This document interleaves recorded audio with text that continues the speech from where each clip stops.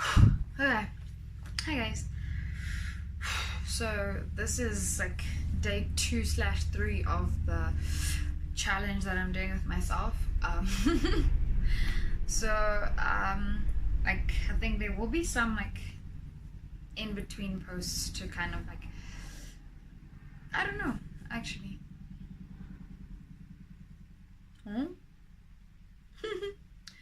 um I feel like green-haired me posts more. But okay, let's get to the point of this. So I wanted to tell you guys a story. Shucks, I'm oily.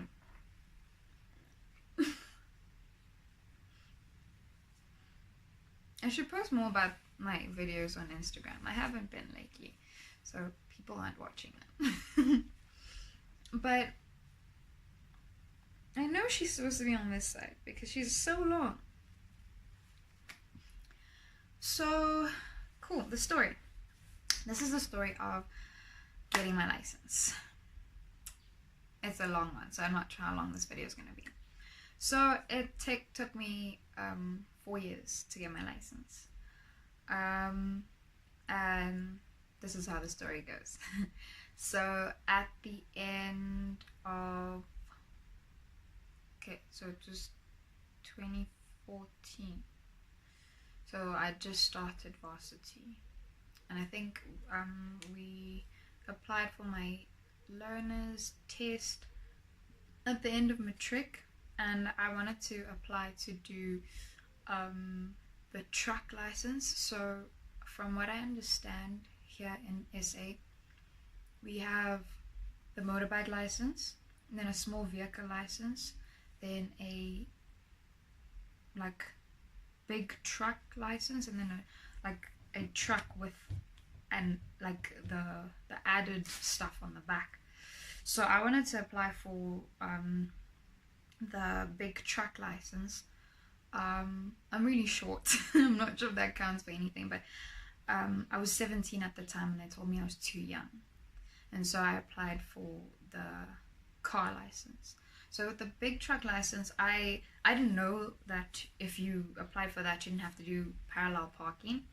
But for me, I recall just feeling like if there was ever an emergency where there was like an ambulance in an accident or something, and I needed to move a truck out the way, I could just like jump in the car with my license and like, do the things. So that was the thought pattern around that, why I wanted to get the big truck license. Just wanted to be able to help. So then, cool, 2014, physically wrote the learner's test and got my learners. Then I did my first 10 lessons with a driving instructor, and that man made me hella nervous. It was an old blue Mazda, if I can remember, because we had a Mazda when I was growing up, so it was like a lightish blue Mazda. And then he would sit next to me. Like I didn't really know how to drive, so what he told me was that you cannot accelerate, and with like you can't push the accelerator while your foot's on the clutch. So I would always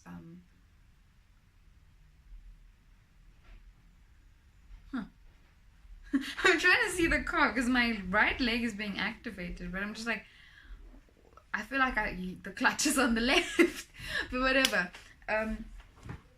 So we drove, and he made me so nervous because it's like, you would think that, for example, when you're driving for the first time, you wouldn't listen to music because you're trying to like, and he had music playing, and he's sitting in the passenger seat, fully reclined, bro, like just, and I'm like, can you even see the road, kind of thing. That's how like reclined he was. And I'm like, how can you trust me, who doesn't really know how to drive you around? And it was very like, I got to choose what I wanted to do, so I'm like, oh no, I want to do parking today, I want to do this, whatever. So there wasn't like a sequence of things that I needed to be taught, and I only know this with retrospect because of the future that I will tell you. Cool. So, and we did 10 lessons, and I wish there was a different way to get your license, that you didn't really have to interact with people, and you didn't have to be so close with them and have to like give up your Saturdays. I wish there was something different that you could do. So, and there was constant circulation, like just get practice, get practice, get practice. And I kept asking my parents if they would practice with me, and they wouldn't. And I don't do well with begging, so it's kind of like, okay, fine, if you guys don't want this for me, we won't do it. And then I don't remember when my learners was going to expire, but it was so close to expiration, and then my parents were like, when are you getting your license, when are you getting your license? And I'm like, I don't know, what do you want from me? Like, how am I supposed to get my license now? Like, there's like a month left or something like that. And then I'm like, I keep asking you guys if I can practice, and you won't let me practice. And there was like a period, for example, we have private schools and government schools, and my mom was teaching at a government school at the time, and I was in varsity. Sorry. My mom was teaching at a private school at the time, and I was in varsity. And the route that my dad, when he took me to varsity, he would take was through town, and my mom was generally on those journeys. And town is like, to drive in town it's a lot. So we so the private school holidays, they had a month off, and I was still going to varsity every day. So I asked my mom, hey mom, I could drive to campus and then you can drive back. And my mom was like completely against that. Like, later I found out, and this is like touching on a different topic, that if you'd want to get into it, we can get into it. But they were too afraid to drive with me. My dad's got control issues apparently, stuff like that. And my mom, like, she to me, she just comes off as very scared. And so, like, I obviously thought that was a point towards their confidence in me, that I'm a sucky driver, I will never get better, kind of thing. And so I took that very, very personally. And when the time came to when we actually had to, when it was like the license has to be done, it was like, why didn't you ask this one? Why didn't you contact all these friends that we have? And I'm like, you guys never presented that idea to me. And as far as I've grown up, we don't generally ask for favors. And so I didn't think of that. So cool. Fast forward past all of that. Was still processing the hurt very much. I also crashed the car. Oh, it wasn't bad, but the whole garage was ruined. So we have like a two car garage, and I smashed through. I thought I was pressing down on the brake, but I was actually pressing down on the accelerator, and I smashed through the garage. I can see the garage from here, so I'm literally like looking at it. Smashed through the garage door, both of them. Yeah, it wasn't great. So that obviously hampered their trust in me and all that. Then 2016, at the end of 2016, I wrote my test again, and this time it was digital, so I was caught off guard. I was like, because they had like these black arrows on the screen, and I was like, what even when they said, tell us what the meaning of this road sign is, and I keep seeing these black arrows, and I'm like, what does the black arrow mean? And so I ended up failing that test because I didn't understand what they were asking. And then again at the beginning of 2017, I wrote my learners again, and so the journey started. And so I started driving with some that was also before, sorry.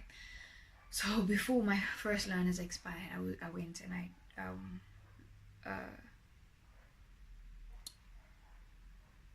learned with somebody else, and this person, they now taught me the K53, and it's like when you indicate, like look 1 3, so mirror, blind spot. There we go. And that wasn't taught to me before in all those 10 lessons that I did with that man. And I was like, what even, And so we did that, and I would drive and we'd do parking. And with that ingrained knowledge where don't press the clutch and the accelerator at the same time, because I didn't know what it would do. So I didn't do that. And we were in a lesson once. He was like, okay, fine, do your own thing. I'll wait until you're ready to do what I want you to do. And I was like, sorry, what's wrong with you? Because I remember saying to him, I was like, I'm so nervous. I don't want to take my foot off the brake, because, you know, being able to clutch control and balancing the clutch. And I was like, I don't want to take my foot off the brake because I just smashed into the garage, and I could have like messed with my mom, because my mom was in the car with me, and I just felt very, very anxious. And I'm like, this is the story. And then straight after that, he's like, yeah, like, whenever you're ready to listen to me, but for now you can do whatever you. And I was like, what's wrong with you, kind of thing. Cool.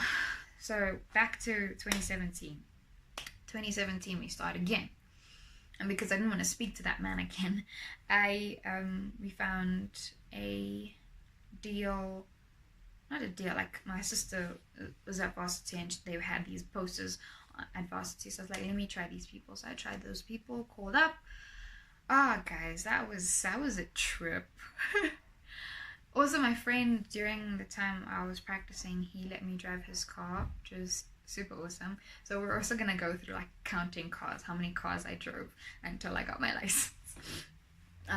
Cool. So now I'm with this man, and like, he was so weird. Like, it's like you call, and then he came and he would do my lessons with me, and then I would call like the company phone, and I'm like, no, I'm looking for the manager, and he's like, no, like, just tell me what you want to know and I'll let the manager know. And I'm like, I can hear your voice, I know it's you, but let's play along. So that was what he did.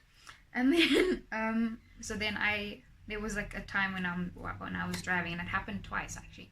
So for, the thing that happened, I was driving with him, and we went into like such a like unexpected area.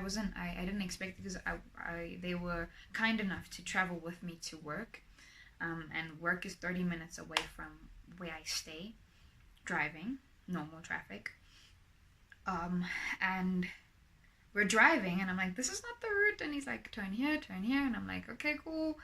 And we get there, and he gets out the car, another guy gets in, and I'm like, sorry, what? He's like, he'll be the instructor for the rest of the way. I'm like, okay, cool, thanks. Cool, so I'm driving. Then I got another instructor, and that instructor became like more permanent. But during this time, we switched between two cars. Then while I was driving with this other instructor, this new instructor, he would like hit on me and all that stuff. And I'm like, Lord help me. And one of the statements that he made was, when you pass, I'm kissing you. And I'm like, Lord, okay, cool, whatever. Then when we were practicing the one time as well, it just so happened that, I don't know what the plan was, but we would drive to some destination, and then we pick someone else up, and then they're the next lesson. And I'm like, I don't even know if this is allowed, because according to what I've read in our books is that as a learner driver, the only person that I can have in the car is a person in the passenger seat. No backseat passengers are allowed, but that happened to me twice. And the second time, it just so happened that one of my friends from high school was there as well. Cool. So now starts the journey to actually getting my license. Did my first test, and guys, like, the journey, it was so bad. So I did my first test, failed it on the first move, which is a 3-point turn, and it was because I didn't turn straight. And guys, I literally started collecting if you can hear that, that's like rats or birds on the ceiling. Freaking wrecks a person at night. Whatever. Then, okay, round one, it was like, I didn't straighten the wheel after the 3-point turn, so I was gonna go into oncoming traffic. Crap. Okay, cool. Second time, and I like the part that people constantly thought that you would fail at was the incline. An incline is, I've always just gotten incline. I've never rolled or whatever.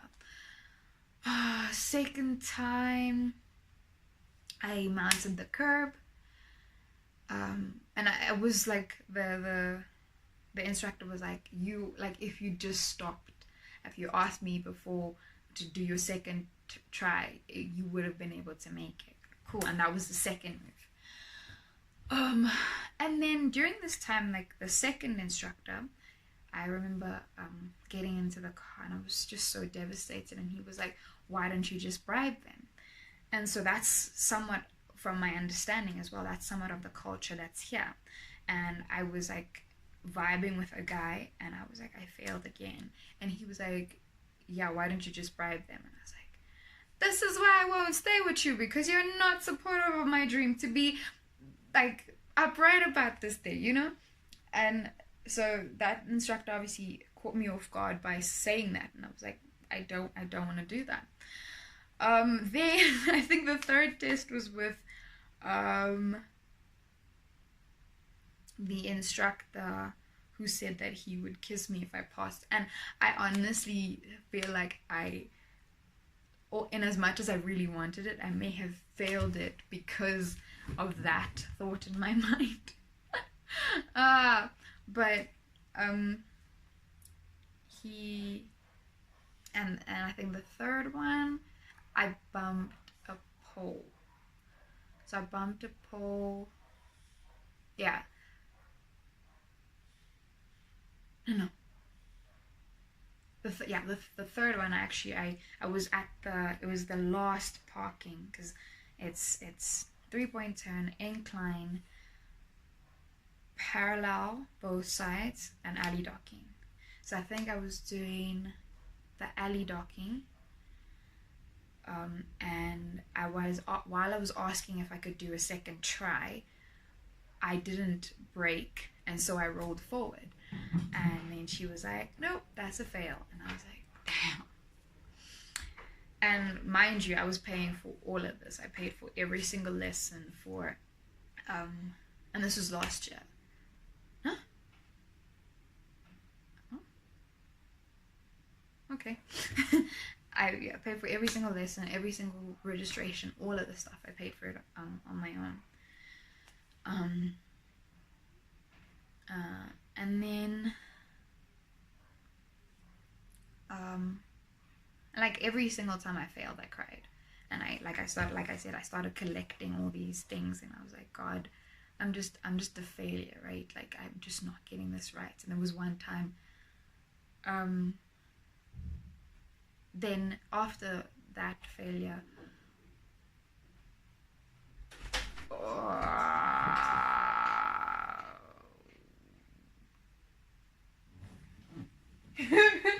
we're just gonna stay with.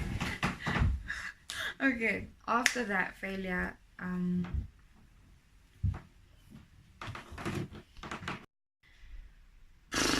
okay, my sister interrupted the recording.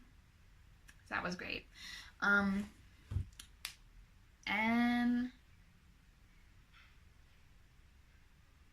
yeah, like so at this point, I think, so it was the blue Mazda, my dad's car. I've driven a lot. My dad's car, my mom's car, then there was another car that we had, my friend's car, the first car, because they brought one car that had power steering, and they brought a car that didn't have power steering, and then this other man's car. So I went back, so that's 8 cars in.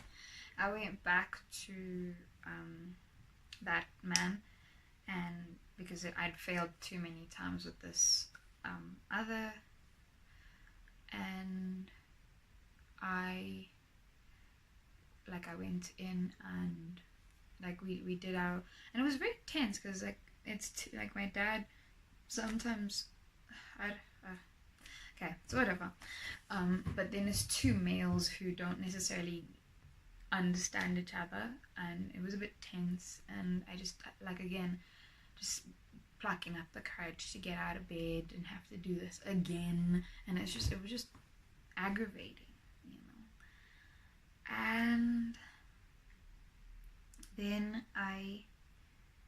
did the test again. I think I may have been mixing up the two tests. That was a test where I bumped the pole, and I remember just coming back home and just curling up in the bed and crying because it was like another one, like 4 failures.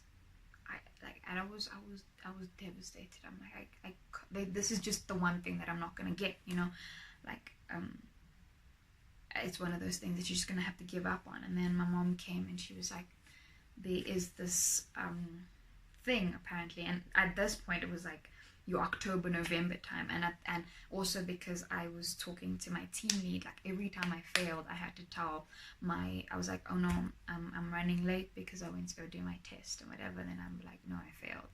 And it was always just like, just that feeling of having to go into work and see people, and like that sympathy, like it just feels off. It's like, but I could have done it. And then obviously people want to know, like, what happened this time, why did you get, like, it was just aggravating. Then went online, because somehow this is one of the systems in SA that we have online. Went online and tried to apply for another date, because my learners was expiring this year, January the 10th. And it was like, so we're literally at the beginning of December, and I'm like, this is the last shot. I don't have any, if I don't get it this time, we're gonna have to go through another learner's license. And it's just like, damn. But then, cool. So, oh shucks, sorry, I lost my train of thought. My mom came and she said that apparently there is a quota in the system that they will only allow a certain number of teens, young adults, to pass their licenses because of the risk that they run on the roads during the festive season. And so I again lost hope. Cool. So I went online and I looked for dates, and it just so happened that the testing station that I kept going to didn't have any dates in December. And then the testing station another one that I could have gone to, that I almost feel like I should have gone to, and it could be a lesson in not hearing God. But I looked for one of their dates, and I think the only date I could find was the 18th of December. And you know, that's very, very close to the festive season, and people are generally going off on holiday and all that stuff. And this is where I saw my parents really coming through, where they would volunteer to drive with me. I had practiced the route in the one area so many times, and it was like, now let's learn a new route. And oh my gosh, guys, there were circles for days. I don't know how it is in other countries, but we have these huge like, it's almost like a speed bump, but it's like a yield circle thing. And in this route, I think there were 3 of them just in the one road. And then because we've got taxis, and our taxis are like the most, on the one I indicate, so I had to turn left and had to be aware that there would be a taxi. There could be a taxi there picking up passengers. So literally you just turn the corner and there's a taxi, and so you have to do the whole 3-point check, 5-point check, and then indicate when it's safe, and then move over and come back to the left. And then the roads were narrow and all that stuff. And like the one that I remember, there's like a speed bump, and then you have to keep to the left, obviously not touching the curb, but then literally like this much, like very little space to get in and not touch a solid line, you know, because they would fail you on that. And I'm like, oh my gosh, God, I don't know how I'm gonna do this. And then my dad, we'd practice the route a few times, and there was the shortened route that we could have taken, all that stuff. So did that. And then I'm like, God, I know my history and all this stuff. I don't know how I'm gonna do this. And I'm literally like sick to my stomach on the day, the 18th. Also, I wanted to, like, I brought my wallet. I wanted to show you guys.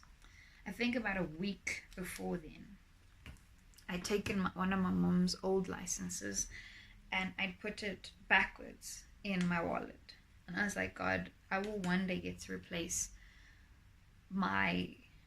this license with my actual license. And that kept me going. That honestly like made me feel a little better. It was like being able to put down in words and visualize something that you wanted. And I sat there, I think predominantly just praying. I was like, God, I don't know. And cool, got in the car, did all the parking. And there was like this one parking, like he said, no, you please go to that area there. And I was just not being able to get out of the parking. And he's directing me to do something, but I'm not like comprehending what he's saying. And then he's like, okay, fine, whatever you want to do your own thing. Like, don't listen to me. And I was like, like, kind of echoes that other man, my driving instructor. And I was just like, God.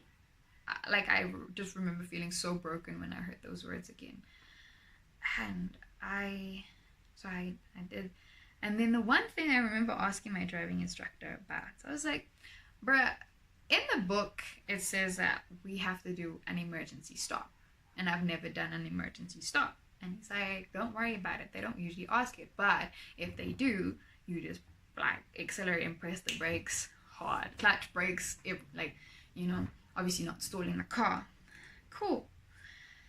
Finally got through all the parking. I think that was the first time I'd done it. And all the other trials, I was like, oh my gosh, God, you got me through this one.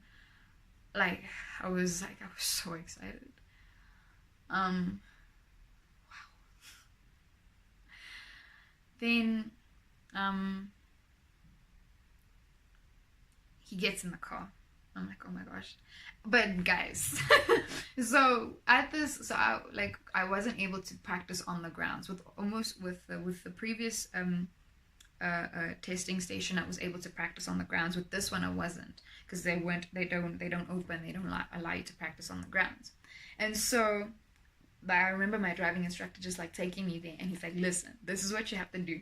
So it's like, you are in the parking area, or you did the parking, and then you come, and then there's a boom, right? There's a boom, so you must obviously stop before the boom. And then they lift the boom up, and then you have to stop at the stop line. Then you indicate, and then there's another stop street, so you must stop there.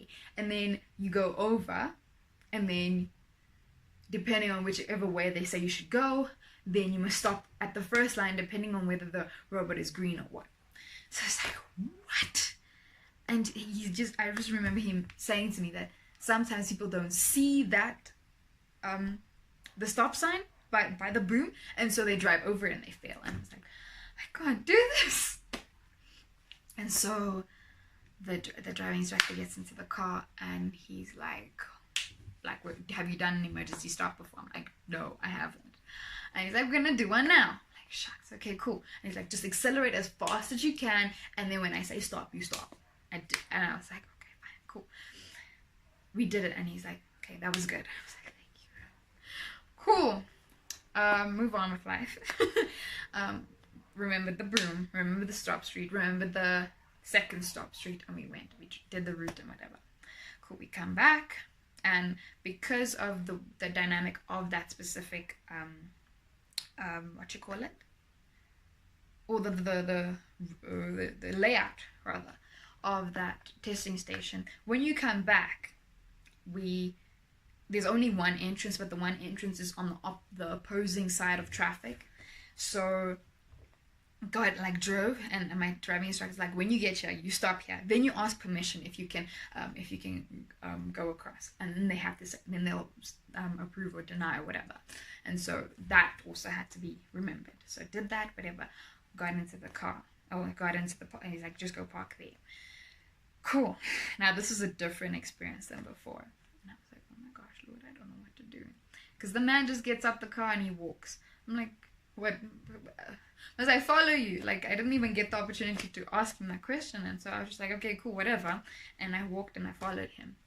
And so we're sitting there in this office, and then there's this other guy who's also, I think he'd also just done his test, and he's like so chill. He's like, bruh, like I was so baba last night, wow, all this stuff. And I'm like, this kid, you know. And I'm just there praying, and I'm very confused about what this man is doing. I'm like, why can't you just tell me? But I sit there because I'm like, this is very different. And so like I think then he's writing, he takes out a calculator, and I'm like, oh my gosh, now you've got to total this stuff. I'm like, Lord help me. Cool. So he adds up and he doesn't even look at me. He's like, that's a pass.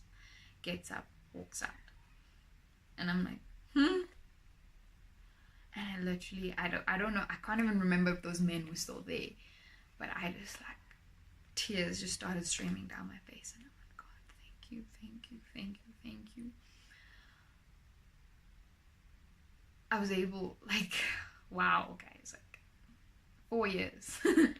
And then I like did the whole process of like paying and getting my temporary license. So I've kept this with me for the last while, with the intention of after 3 months going to get my, I don't really want y'all to see my ID now. But that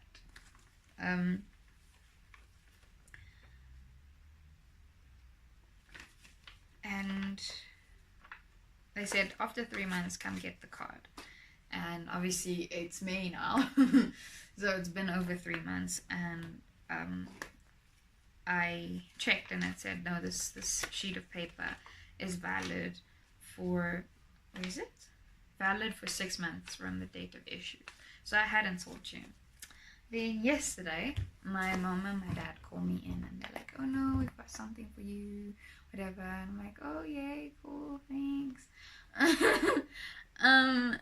And it just so happens that my mom arranged for my driving instructor to get my license card for me. Obviously, they had to pay him, and I wanted to share with you guys the transferring. So we go. Ooh. That's mommy. And there's mine. I don't want you to see my face, but like, there. Let me go put this the right way in. Cool. Thank you guys. Thank you guys, and thank you God. And this is going into my gratefulness jar because it will symbolize this. If you guys want to see.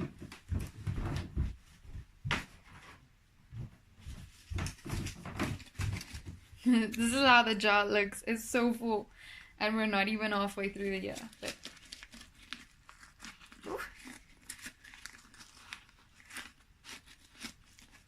cool.